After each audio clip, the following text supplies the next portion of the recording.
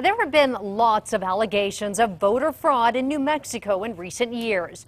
Earlier this year, Secretary of State Diana Duran announced it could be a widespread problem and said she was going to get to the bottom of it. Now her report is finally out, and it doesn't look too widespread. News 13's Katie Kim is in the Newsplex. Jessica, there are 1.1 million registered voters in New Mexico. Of those, the Secretary of State's office found about 100 non-citizens are registered. Is it a big problem? Well, it depends on who you ask.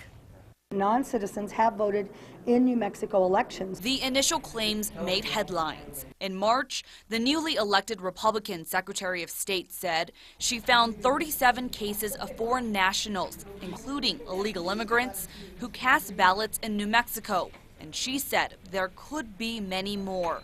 Then a few months later, Diana Duran said she identified 64,000 more possible voter fraud cases.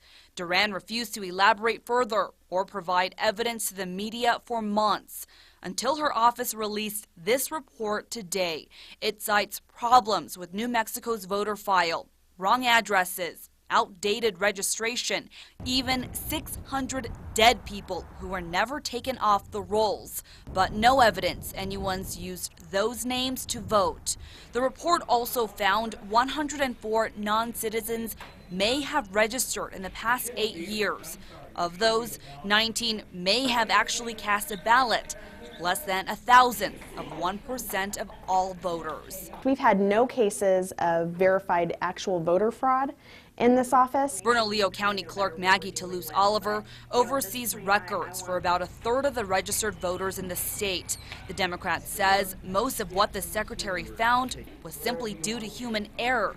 Some legislators say Duran made a big deal out of nothing. Our problem isn't that people are voting who shouldn't be voting. Our problem is that not enough people who are registered to vote are actually getting out and voting. But Duran disagrees, saying even a single vote cast by an ineligible voter corrupts the whole system. Secretary Duran has forwarded the cases of the 104 non-citizens registered to vote to the Attorney General for further review. Back to you. Okay, Katie, we asked to talk to Secretary Duran about the report, but her office said she was unavailable.